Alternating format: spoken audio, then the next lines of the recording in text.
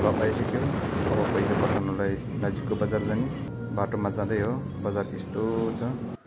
पहिला ब्याङ्कमा गएर पैसा निकाल्ने। पैसा निकालिसकेपछि पैसा पठाउने हो। पैसा पठाउने ठाउँ पनि यही नजिकै छ। अब पैसा पठाउन लागिरहेको छ र पैसा पठाइसक्यो। अब केही फलफुलहरू, तरकारी, सब्जीहरू चाहिँ किनेर घरतिर फर्कनुपर्छ। यो फलफुल सेक्सन रहेछ।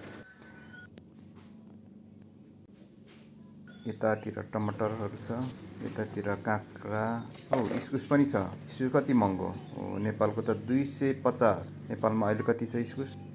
यता माछा सेक्सन रहेछ। यता भेन्टा, काँक्रा, बैगुन, गाजरहरू रहेछ। अब पैसा तिरेर चाहिँ सामानको पैसा तिरेर घरतिर जानुपर्ने हुन्छ। पैसा तिरिसक्यो। अब घरतिर जाने। बाई।